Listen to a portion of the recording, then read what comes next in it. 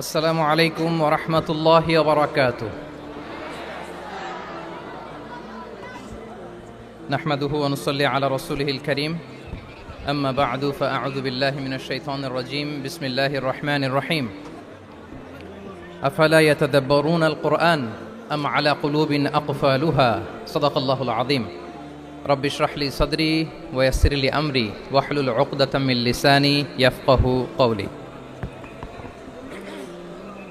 তানজিমুল উম্মাহ foundation কর্তৃক আয়োজিত ১৩তম হিফজুল কোরআন অ্যাওয়ার্ডের আজকের এ চমৎকার আয়োজনে, এ চমৎকার অনুষ্ঠানে আপনারা যারা উপস্থিত হয়েছেন আপনাদের সবাইকে জানাচ্ছি আন্তরিক শুভেচ্ছা এবং মোবারকবাদ।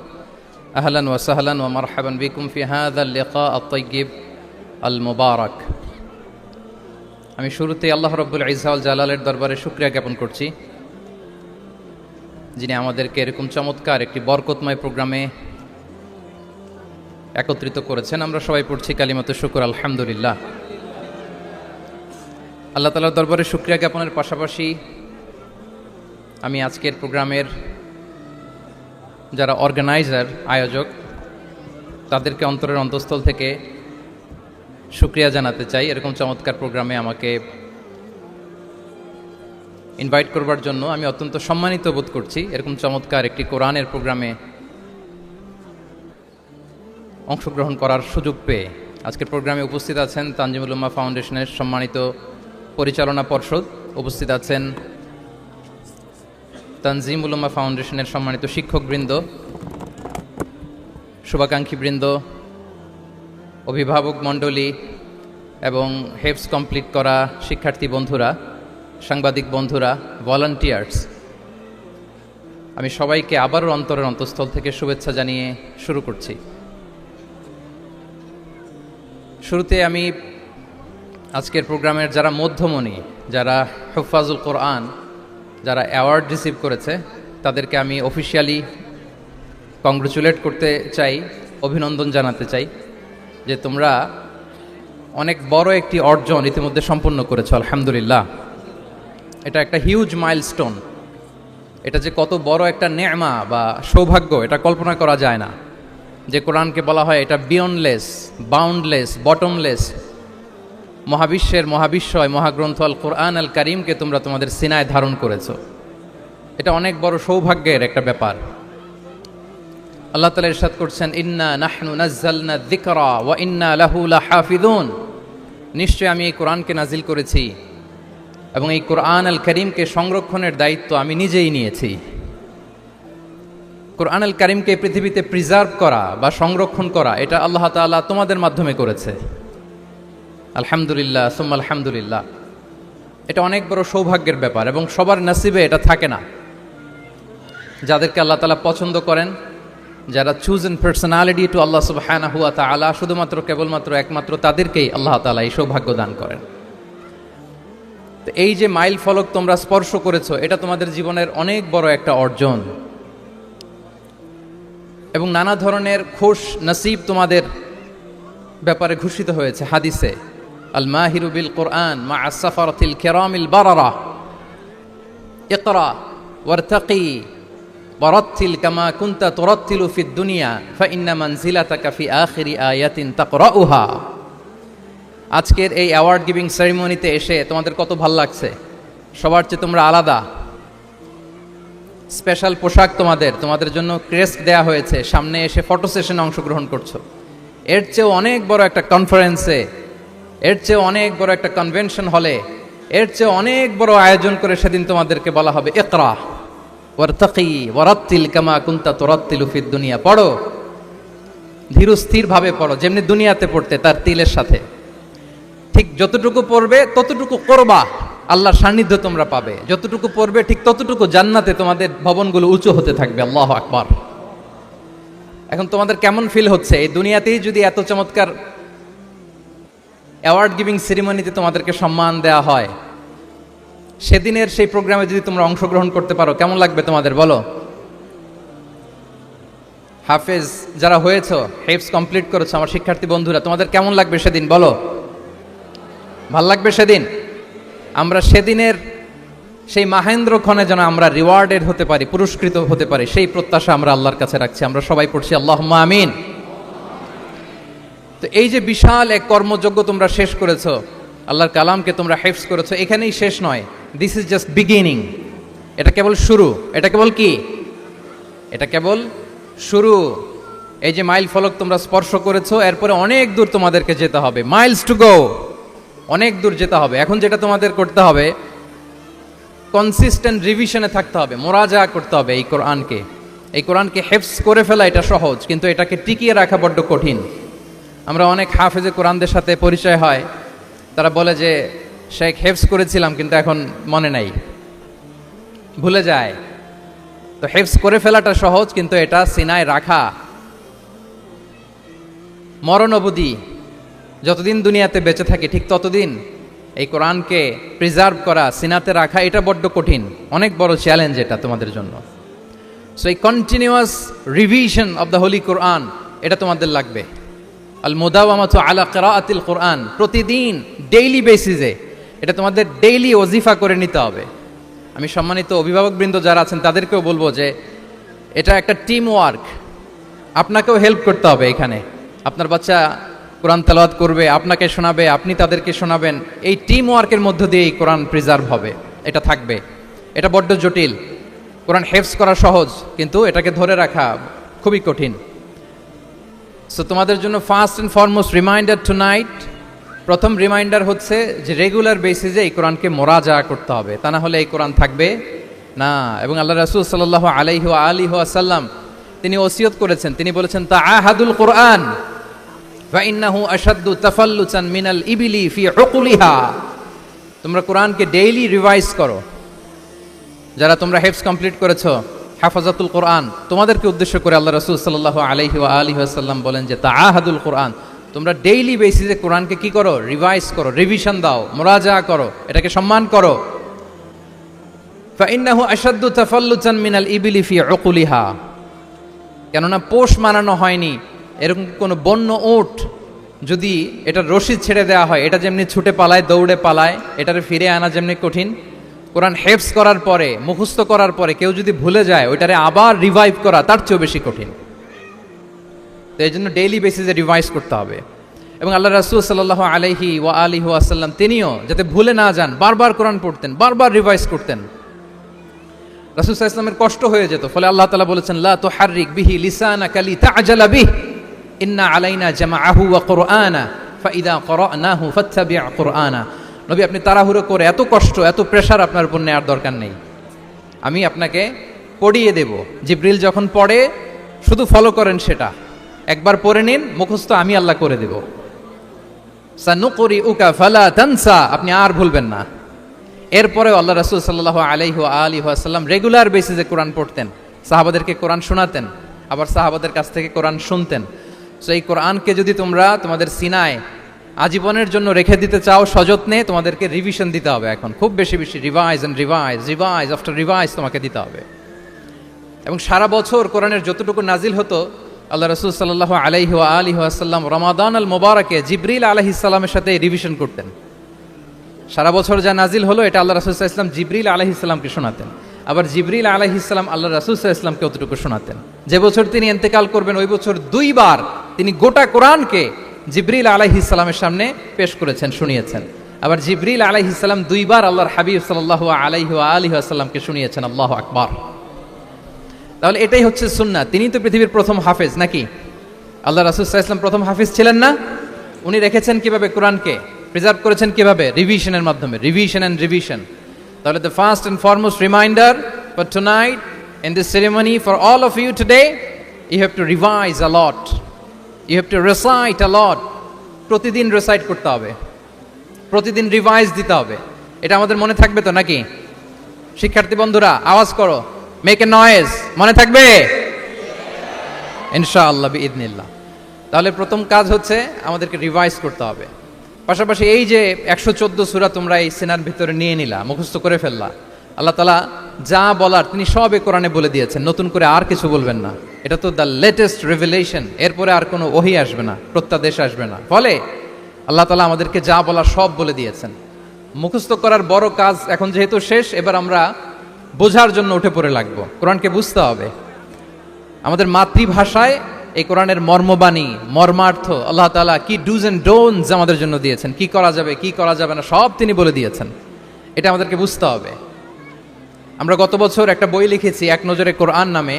আমরা খুব সহজে 114 সূরার সামারি সেনোপসিস এই কোরআনে নিয়ে এসেছি, এই বইটিতে নিয়ে এসেছি। ফলে কেউ কোরআনের বঙ্গানুবাদ পড়ার আগে বা তাফসির পড়ার আগে যদি এক নজর এই বইটাতে একটু চোখ বোলায়, একটু গো থ্রু করে, তার জন্য কোরআন বোঝাটা একেবারে সহজ হয়ে যাবে ইনশাআল্লাহ বিইذনিল্লাহ। এই বই ছাড়াও আরো অনেক অনেক বই সম্মানিত লেখকরা তারা লিখেছেন। আমরা যেন কোরআনের সাথে নিজেদের অ্যাটাচমেন্ট বাড়াই, মাতৃভাষায় যেন আমরা কোরআনকে বুঝি, আমরা কোরআনের অনুবাদ যেন ডেইলি বেসিসে পড়ি, কোরআনের সহজ সরল যে তাফসির আছে এই তাফসিরগুলো যেন আমরা পড়ি। এটাকে বলে তাদাব্বুর। যে আয়াত দিয়ে আমি শুরু করেছি, আফালা ইয়াতাদাব্বারুন আল কোরআন আম আলা কুলুবিন আকফালুহা, আল্লাহ বলছেন তারা কি গভীর মনোযোগের সাথে কোরআন পড়বে না, উইথ ভাস্ট কনসেন্ট্রেশন, খুব ধ্যানমগ্নতার সাথে খুব মনোযোগ দিয়ে কি তারা কোরআন পড়বে না, নাকি তাদের হৃদয়ে তালা ঝুলে আছে? আমাদের হৃদয়ের জং ধরা তালা যদি আমরা খুলতে চাই, এটা আনলক করতে হবে আল কোরআন আল কারিম দিয়ে। তাহলে প্রথম রিমাইন্ডার হচ্ছে রিভিশন। আমার প্রিয় হাফেজ ভাই এবং বোনেরা, আমরা যেন রিভিশন দেই বেশি বেশি। 2 নম্বর কথা হচ্ছে আমরা যেন কোরআনের মর্মবাণী বাংলায় বুঝবার চেষ্টা করি, কোরআনের তাফসির যেন আমরা পড়ি, আমরা যেন তাদাব্বুরে কোরআন করি, কোরআনের যে রিফ্লেকশনগুলো আছে এগুলো যেন আমরা ধারণ করতে পারি। তাদাব্বুর শব্দটা বেসিক্যালি এসেছে আরবি শব্দ দুবুর থেকে। দুবুর, দুবুর শব্দের অর্থ হচ্ছে পেছন। যে কোনো জিনিসের পেছনকে বলে, আমাদের পেছনটাকেও বলে দুবুর। তো তাদাব্বুরে কোরআন মানে হচ্ছে কোরআনের যে বাহ্যিক আয়াতের যে অর্থ, এর পেছনের যে গল্পটা, পেছনের যে রহস্য, এই আয়াতের পেছনের যে রহস্য, এটাকে উদ্ঘাটন করার চেষ্টা করা, আত্মনিমগ্ন হওয়া, কোরআনের রহস্য উন্মোচনের জন্য ধ্যানমগ্ন হওয়া, খুব গভীর মনোযোগ দিয়ে with vast concentration and attention কোরআনকে পড়াকে বলে তাদাব্বুরে কোরআন। তাহলে রিভিশনের পাশাপাশি আমাদেরকে তাদাব্বুরে কোরআন করতে হবে। কি পারা যাবে তো ইনশাআল্লাহ? এই কোরআন যে তোমাদেরকে কোথায় নিয়ে যাবে তুমি জানোই না, তোমার কোনো আইডিয়াই নাই এই যে কোরআন তোমাদেরকে কোথায় নিয়ে যেতে পারে। এবং শিক্ষার্থীদের জন্য গোটা বিশ্ব খোলা, the entire world is open for you. তোমরা বিশ্ব জয় করতে পারো। তোমরা ঢাকা বিশ্ববিদ্যালয়ে যাবে, তোমরা চট্টগ্রাম বিশ্ববিদ্যালয়ে যাবে। এই যে তোমাদের এক বড় ভাই বসে আছে, ডাকসুর ভিপি সাদিক কায়েম। ঢাকা বিশ্ববিদ্যালয়ে যে আমাদের কোরআনের আলো ছড়িয়ে দেওয়ার দরকার আছে না নাই বলো? তোমরা অক্সফোর্ডে যাবে, তোমরা এমআইটিতে যাবে, তোমরা হার্ভার্ডে যাবে। আমি হার্ভার্ডে গিয়েছি, এমআইটিতে গিয়েছি। তোমরা ইয়েল ইউনিভার্সিটিতে যাবে, সেখানে যে কোরআনের আলো ছড়িয়ে দিবে ইনশাআল্লাহ বলি সবাই। তাহলে শিক্ষার্থীদের জন্য গোটা বিশ্ব খোলা। তুমি জানোই না যে আল্লাহ তাআলা তোমাকে কোথায় নেবে। খুত্তাতুল্লাহি আ'যামু মিন খুত্তাতিকুম, আল্লাহর প্ল্যান তোমার প্ল্যানের চাইতে অনেক অনেক বড়। তুমি জানোই না যে আল্লাহ তাআলা তোমাকে দিয়ে কোন খেদমত নিতে পারে। সো আমরা যেন তাদাব্বুরে কোরআন করি, কোরআনে যে আল্লাহ জেমসগুলো দিয়েছেন এগুলোর সাথে নিজেদের অ্যাটাচমেন্ট যেন আমরা বাড়াই, একটু একটু করে যেন পড়ি। এবং সাহাবা রিদওয়ানুল্লাহি তাআলা আলাইহিম আজমাইন, ওনাদের হ্যাবিট এটাই ছিল, ওনারা তাড়াহুড়ো করে কোরআন পড়তেন না, একটু একটু করে পড়তেন। তোমাদের তো 2 বছর কিংবা 3 বছরে হেফজ শেষ হয়ে যাওয়ার কথা নাকি? তাদের কয় বছর লেগেছে হেফজ করতে? 3 বছর। আচ্ছা, তোমরা কি জানো ওমরে ফারুক রাদিয়াল্লাহু তাআলা আনহু উনি সূরা বাকারা হেফজ করতে সময় নিয়েছিলেন 12 বছর। আই রিপিট, আমি আবারও বলছি, সাইয়েদনা ওমরে ফারুক রাদিয়াল্লাহু তাআলা আনহু উনি সূরা বাকারা মেমোরাইজ করতে সময় নিয়েছিল কয় বছর? 12 বছর। ওনাদের অভ্যেস ছিল তারা তাদাব্বুরে কোরআন করে করে আগাতেন। 10 আয়াত পড়তেন, এটাকে মুখস্থ করতেন, এটার অর্থ বুঝতেন, এটার উপর আমল করতেন, এটাকে ধারণ করতেন, এটার উপর সাধনা করতেন, এটারে ডাইজেস্ট করা শেষ, এরপরে 10 আয়াত, আবার একই সিস্টেমে 10 আয়াত পরে এরপরে 10 আয়াত। এভাবে সূরা বাকারা শেষ করতে উনি সময় নিয়েছিলেন কয় বছর? 12 বছর। এবং যেদিন সূরা বাকারা কমপ্লিট করেছিলেন ওদিন উট জবাই করে সবাইকে খাইয়েছিলেন। সুবহানাল্লাহি ওয়া বিহামদিহি। ওনারা কোরআন জানাটাকে সেলিব্রেট করতেন। আল্লাহু আকবার। সো আমরা যেন তাদাব্বুরে কোরআন করি। তাহলে আমার রিমাইন্ডারগুলো খেয়াল রাখতে হবে। 1 নম্বরে কি বলেছি? Revision. Let's say all together. 1 নম্বরে কি ছিল?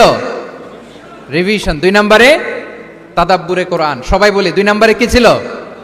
তাদাব্বুরে কোরআন। বুঝে বুঝে কোরআনের মেসেজগুলোকে হৃদয়ঙ্গম করা, একটু একটু করে হৃদয়ঙ্গম করা, একবারে সব না। কারণ কোরআন নাজিলও হয়েছে একটু একটু করে। হাসাবা হাওয়াইজিল বাশার, মানুষের যত প্রয়োজন ছিল এই প্রয়োজনের প্রেক্ষাপটে চাহিদার আলোকে একটু একটু করে 23 বছরের লম্বায় লং পিরিয়ড অফ টাইমে কোরআন নাজিল হয়েছে। কোরআন কিন্তু তাওরাত, জাবুর, ইনজিল, কোরআনের মতো, ইনজিলের মতো, তাওরাতের মতো, জাবুরের মতো কিন্তু কোরআন একবারে নাজিল হয়ে যায়নি।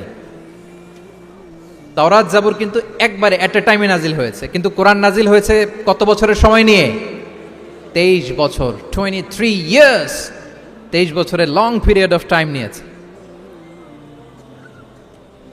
গারে হেরাতে প্রথমে শুরু, মক্কা থেকে প্রায় 10 কিলোমিটার উত্তর পূর্বে 634 মিটার উঁচু দ্য মাউন্টেন অফ কেভ, প্রথমে নাজিল হলো ইকরা বিসমি রাব্বিকাল্লাযী খালাক, read in the name of your lord who has created, পরে তোমার প্রভুর নামে যিনি শিখিয়েছেন। এই তো নাজিল হতে লাগলো, কখনো মক্কায়, কখনো মদিনায়, কখনো ঘরে, কখনো বাইরে, কখনো মরুভূমিতে, কখনো বাজারে, কখনো যুদ্ধের ময়দানে, রাসূল যেখানে সাথে সাথে কোরআনও সেখানে, একটু একটু করে। আল্লাহ রাসূল সাল্লাল্লাহু আলাইহি ওয়া আলিহি ওয়াসাল্লাম উনি ওনার জীবনে, পরিবারে, সমাজে যখনই কোনো সংকটের মুখোমুখি হয়েছেন তখনই সমাধান হয়ে হাজির হয়েছে কোরআন। সুবহানাল্লাহি বিহামদিহি। যখনই সংকট তখনই কি? কোরআন। যখনই কোনো প্রবলেম ফেস করেছেন, কোরআন, কারণ কোরআন হচ্ছে দ্য প্রবলেম সলভিং মেথোডোলজি। যখনই সমস্যা, সমাধান নিয়ে হাজির হয়েছে কোরআন। তাহলে আমরা যেন তাদাব্বুরে কোরআন করি। পৃথিবীর সবচাইতে ইন্টারেক্টিভ বুক এটা, একটু একটু করে নাজিল হয়েছে, খুবই জীবন ঘনিষ্ঠ। তোমরা যত পড়বে, যত রিসার্চ করবে, যত এক্সপ্লোর করবে, তত এই জ্ঞান, এই নলেজ, এই রহস্য তোমাদের কাছে ধরা দেবে। তাহলে 1 নম্বরে হচ্ছে রিভিশন, 2 নম্বরে হচ্ছে তাদাব্বুরে কোরআন, যেটা বলেছি যে এটা ইন্টারেক্টিভ বুক। যখনই রাসূল সাল্লাল্লাহু আলাইহি ওয়াসাল্লাম সমস্যার সম্মুখীন হয়েছেন তখনই কোরআন আলোকবর্তিকা হয়ে হাজির হয়েছে। এবং কোরআনকে আল্লাহ আলো বলেছেন অনেক জায়গায়, ওয়া আনসালনা ইলাইকুম নূরাম মুবিনা, নূর বলেছেন আল্লাহ তাআলা, এটা আলোকবর্তিকা। কিতাবুন আনসালনাহু ইলাইকা লিতুখরিজান নাসা মিনাজ যুলুমাতি ইলান নূর, অন্ধকারাচ্ছন্ন মানুষগুলোকে আলোর পথে নেয়ার জন্য আল্লাহ তাআলা এই কিতাবকে পাঠিয়েছেন, ক্রাইটেরিয়ান করে পাঠিয়েছেন। এই কোরআনের সাথে যদি আমার প্রিয় শিক্ষার্থী বন্ধুরা তোমাদের অ্যাটাচমেন্ট গড়ে ওঠে, সারা জীবনের জন্য তুমি সেফ। It's a criterion.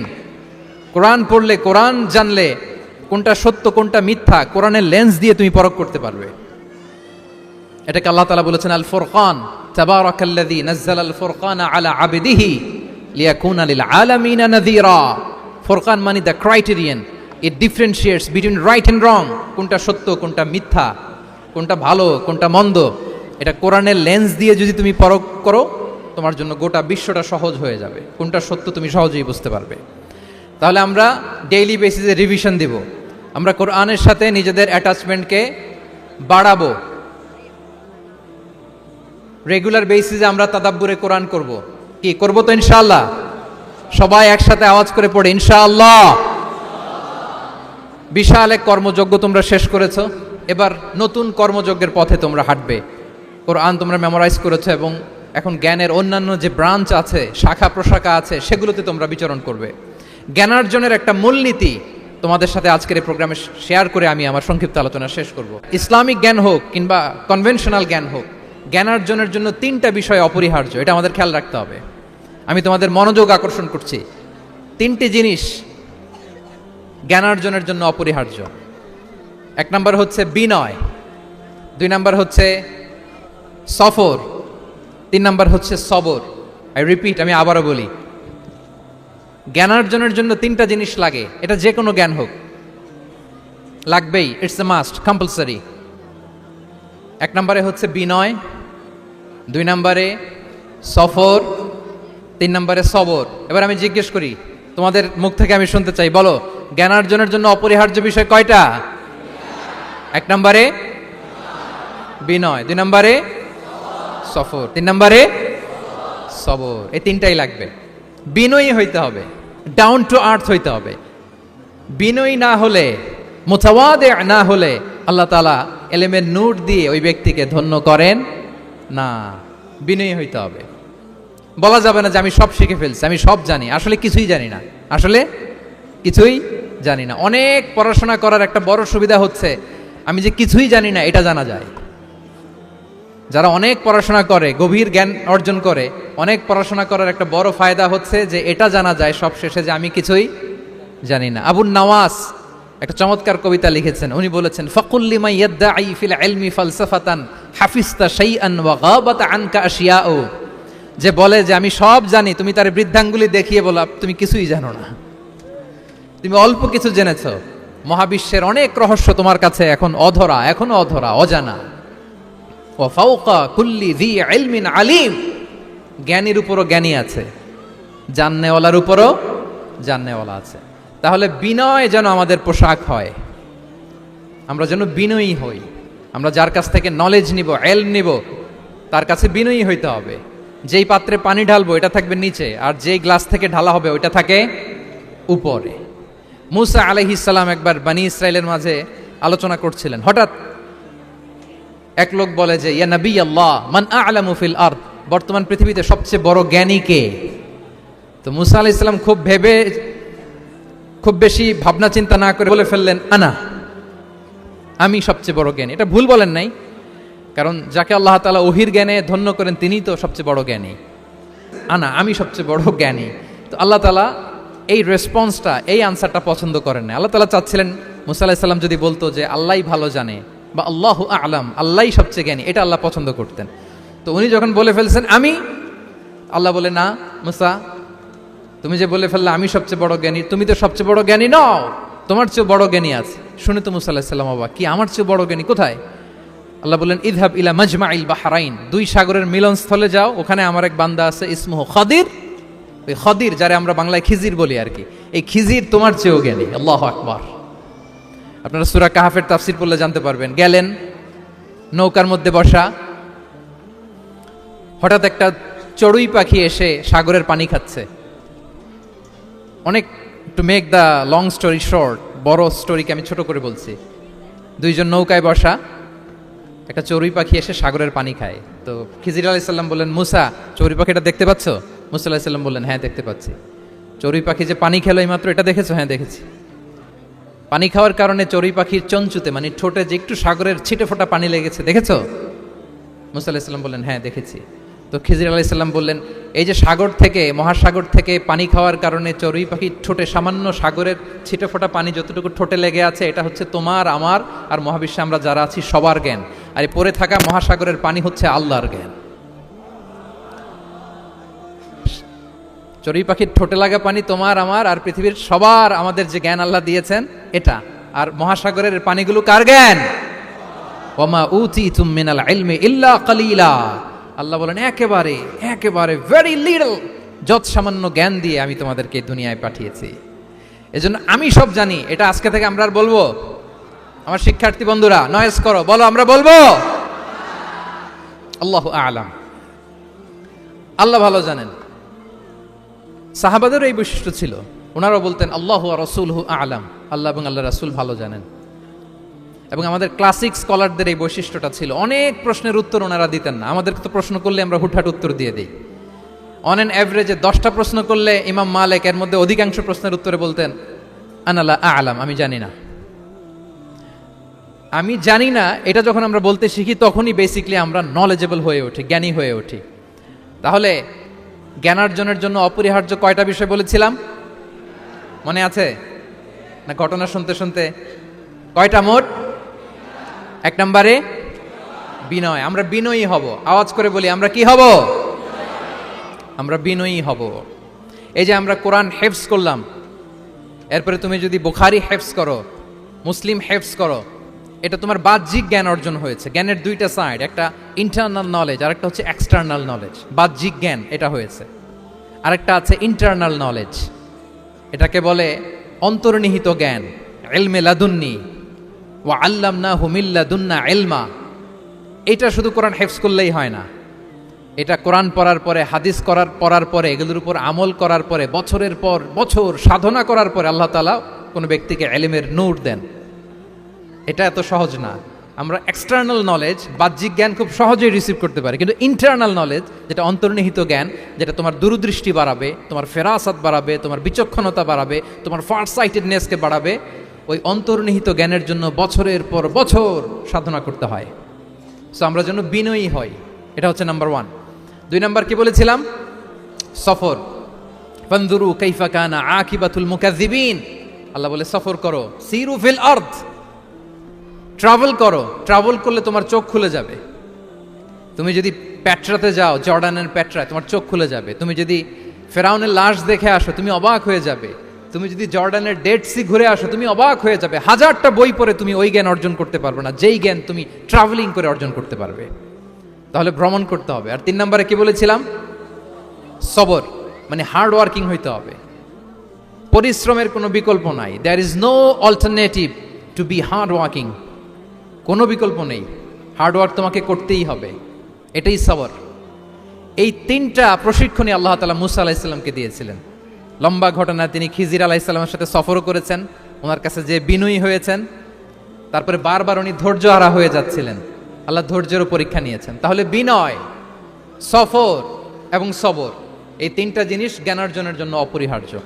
এই ফিচারগুলো দিয়ে, এই ক্যারেক্টারিস্টিক্সগুলো দিয়ে যেন আল্লাহ তাআলা আমাদেরকে ধন্য করে। আমরা সবাই পড়ি আমিন। আমরা আল্লাহর কোরআনকে যেভাবে হৃদয়ে ধারণ করতে পেরেছি, আমরা যেন কোরআনের তাদাব্বুরের মধ্য দিয়ে, কোরআনের রিফ্লেকশনগুলোর সাথে নিজেদের অ্যাটাচমেন্ট বাড়ানোর মধ্য দিয়ে আলোকিত মানুষ হতে পারি। আল্লাহ তাআলা আমাদেরকে তৌফিক দান করুক। আমি আবারও তানজিমুল উম্মাহ ফাউন্ডেশনকে অন্তরের অন্তঃস্থল থেকে শুভেচ্ছা জানিয়ে এবং তোমাদের যে এই চমৎকার সাফল্য, এই সাফল্যর ধারাবাহিকতা কামনা করে তোমাদের জন্য প্রাণ ঢালা অফুরান দোয়া এবং ভালোবাসা রেখে আমার সংক্ষিপ্ত আলোচনা এখানেই শেষ করছি। আল্লাহ তাআলা আমাদের সবাইকে কথাগুলো বোঝা আর আমল করার তৌফিক দান করুক। হাদা মা ইনদি ওয়াল ইলমু ইনদাল্লাহি আলাইহি তাওয়াক্কালতু ওয়া ইলাইহি উনীব। আসসালামু আলাইকুম ওয়া রাহমাতুল্লাহি ওয়া বারাকাতুহু।